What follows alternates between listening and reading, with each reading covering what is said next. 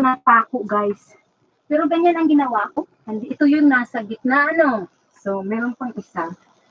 Baka matapakan ko pa yung ganito. Ayan. So, ganito ginagawa ko, guys. Ito pa, isa pa dito banda. Pero kailangan talaga level dapat, guys. Hindi kasi nag-level ito ngayon, eh. I need to push it more down. Asus, I'm showing it to my things. Amazing. That's okay. That's not in the way, job. Okay.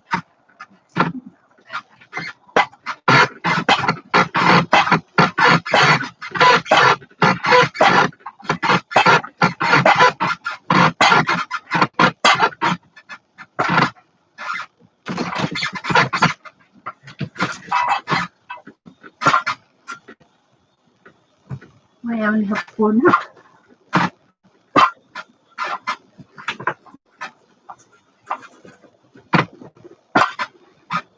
Nandyan pa ba kayo?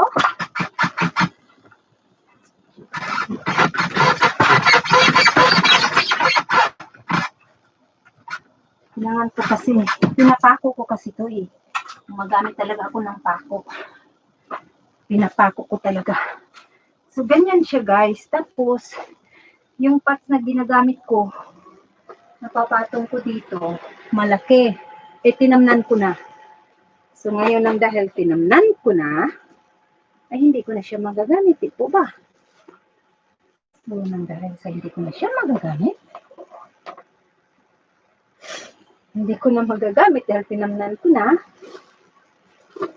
Itong isa, papakita ko sa inyo. Oh, where's my other big pots, honey? It's all the way to the end. Okay, hindi pa naman kasi namin kailangan, kaya nandun sa pinakaano. Tapos yung gulong, guys. Hindi pots. Ito lang muna papakita ko sa inyo, guys, kasi yung big pots ko kasing the one that I use in here, ito, this one. I use it to plant my oregano. Here.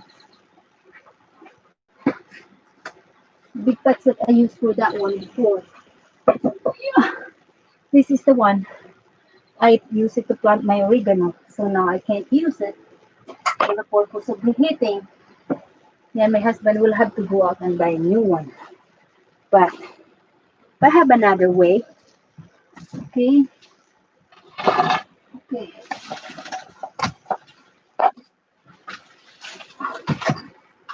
Yung sinabi ko po sa inyong gulong. Ito po yung gulong. Okay, ang ginawa po namin, binabaon po namin tong gulong na to sa lupa. Okay, bago namin binaon, ginawa naming mag-asawa po. Naghukay po kami. Naghukay po kami. And then after kaming naghukay, di ba metal po ito po. This is going to get hot. So what I did, I dug up the sorghum. I dug up a little bit deeper. And that's where I put the candles. And then because this is metal, they get hot.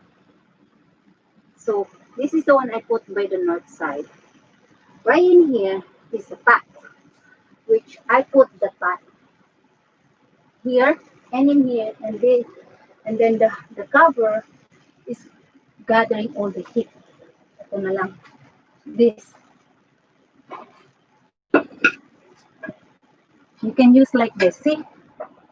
You can put it like that. Ganyan po. Yung init niya, hindi tumataas. The heat will not go up, will not rise. It will spread in here. It will go. As the heat goes up here, it will spread around. And that is your heater. And that's going to be for the whole day. So the heat in here spread the whole thing. That's what I did. So right on the north side, I didn't really put some plants in there.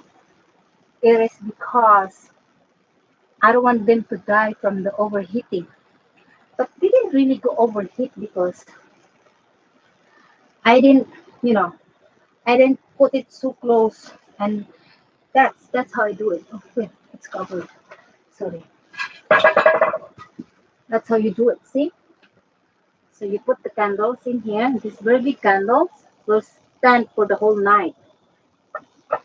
until the sundown, until the next early morning, and me and my husband will come in here. At first, we use a lot of different things, small ones and stuff. Didn't work. I buy those super big candles and they die. So I get the idea of using this one. The reason why they die, because when the wind blow, they die. So this one, when the wind blow, it will not die. Why? Because it's inside the the jar itself. And then this one, I put this in between. I did not make it touch to the jar. In between, and spread the heat. That's what I did. So that's my heater, guys. That's how I do it in here. So my plants, what I have here before is pepper, tomato, what else? I forgot. Kale. I have kale. We have arugula, sage. Actually, the seed's supposed to be alive, but it died. For some reason, we forgot there's a sage in that area, so I cover it with all the paper thread and it died. So that's how I make a heater, guys. I use the candle. So because it's getting colder in here, I know it's warmer inside the greenhouse. But to make sure also, we have to go out and buy the candles. Because this is now my heater. That's how I do it. So that's how my 7A greenhouse get the heat. So that's how we do it. Put this over the honey because we don't want it to burn. To make sure nothing get burned around the area. And so that's how I do it. That's how I made my greenhouse very hot and warm during winter. But because I have most of my plants na tropical plants, like sweet potato, kamuti po, ah, oregano. Diba sa Asia lang natin, sa atin to, oregano. Klabo, kumbaga. Ayan. Puro pang ano, ito mga jade. They're all tropical plants. Cactus, may dragon fruit. Lahat yan, they're all tropical. So, aloe vera. So, I'm a bit worried this year because all the plants I have is none of them is going to be able to stand with a very, very high cold. So that's why I'm trying to go nuts and crazy, doing something to protect them from getting cold. So, well, now I am moving them, and so I can protect them from the very, very cold thing. I'm moving them on the south and the west area and the east. Few on the north, but after we finish the job, I know I can put a lot of stuff by the north. Why? I will double that area, so it will stick a lot of heat. So it will get a lot of it. Did you see the big box? Bringing around that box. I will put it right there. So I will push it in that side. I will rearrange everything that's in there, and everything will be fine. I still have a lot of things to do in this greenhouse because um for 2 years, 2 years, me and my husband we didn't come in here. I was kind of like don't like to do things when my dad passed away. But now I am those what's this? Okay.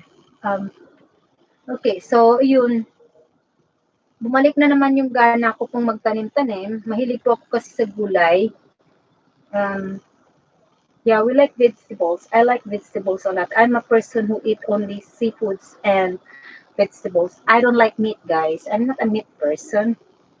And so I take care a lot of vegetables. I want to be healthy. So I planted my own oregano, which is clavo. And because clavo, what I did, what I did to the clavo, I didn't really boil or do something. What I did is I get a leaves. I get one leaves and I chew it. That's what I did. So, well, normally when I went to the Philippines, what they have is they have it on the top and then they go down. So maybe I will do the same thing. So maybe what I will do, this club will be like up here and then let them drop because they're going to drop. So that's what I did, guys. So far for now, I will put back this because this is for my plan, me and my husband will just have to buy a new one like this. Maybe if I can find bigger one is more, that's what we always do, guys. The the people who live here in New York, we try to be resourceful and creative when it comes to heater, because well, we have a heater, but I never really have that thing like, but maybe I will try to run a heater here, because since it's already very close, so the heat stays in. I don't want to run it and then waste the electricity. So since we have this white cover already outside, plus double the insulation with the polyethylene, that makes this area isolate. If the insulation is good, so I will put the heater in, so the heat will stays inside and we will be good. But right now we are doing that. That's what we're doing. You know. So let's take it off because it's in the way of our job. We're moving things around.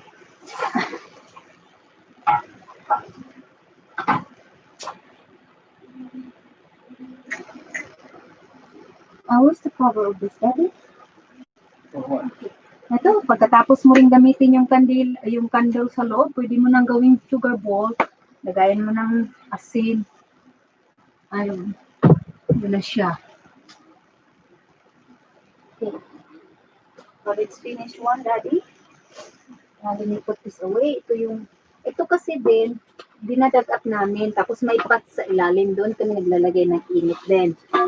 Pero siguro this year, ito rin gagamitin ko. Imbis na bibili ako ng pots, instead of us buying the pots, maybe this is the one I will put. But the reason why I don't really do, because there's a hole on the top. So the heat rise up. You don't want that. You want to cover it so the heat will stay down. Kasi marami ako dito. Ito po ang yung pinakaingat-ingatan ko na hindi po sila mamatay.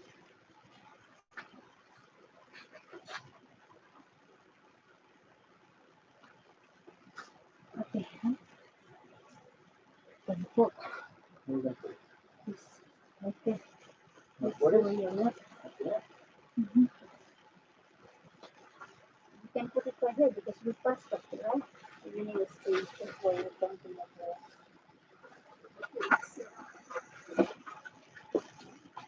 I use this one for heating the block.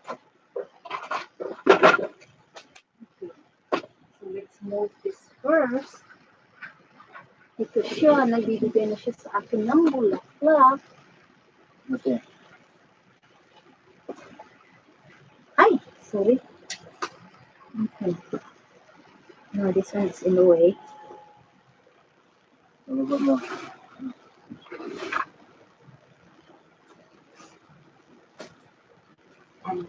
this one, you don't want to stick on it. You don't want to stick on it.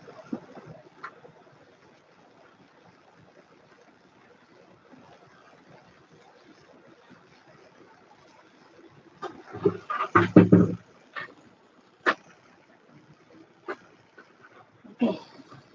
Now, let's do it. I-move namin lahat ng tanim, guys. Para for tingnan na. Okay.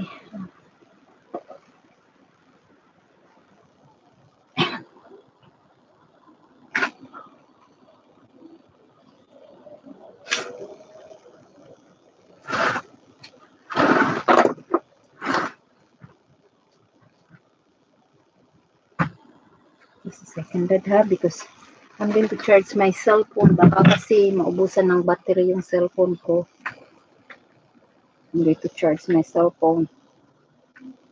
I don't want to break them because dinadala ko kasi dito minsan may tumatawag sa akin. Wala naman ang Diyos. Kanina pa tayo, wala namang tumatawag sa akin. Sandali. Ayun, naubusan na ng battery.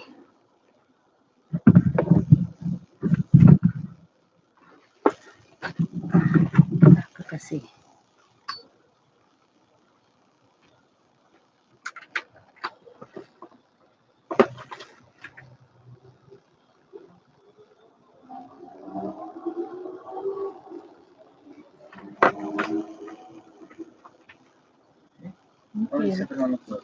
Hmm? You leave it first and then after that. Oh, where's the other gloves? And there are some over there. Yeah, we're It's supposed I don't to just need the leave it glove. here. Okay. Lift first and then after we let's put it down and then we'll put it to base. Oh, we got that. Yeah, lift it first so we can put it away from the base. Yeah. Remove the base. Put the base down here.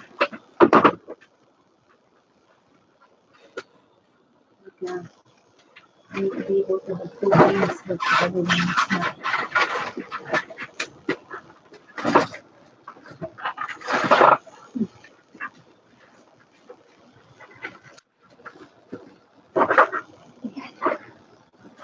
Okay.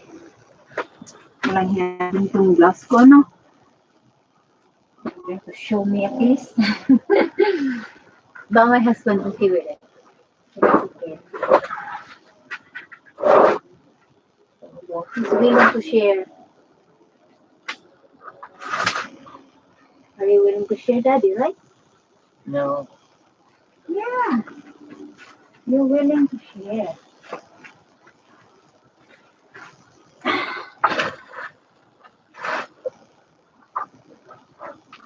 Okay. Ayan na. Ayan na. So, ngayon, nandiyan na sila lahat.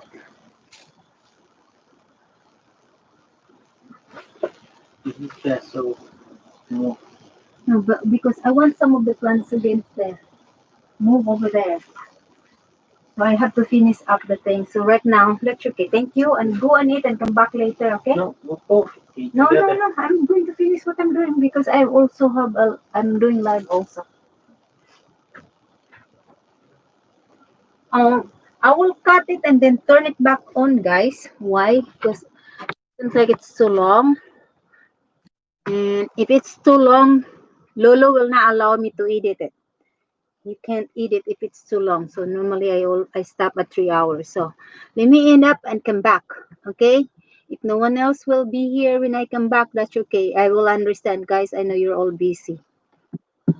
I will end up my stream and I'll do some editing first.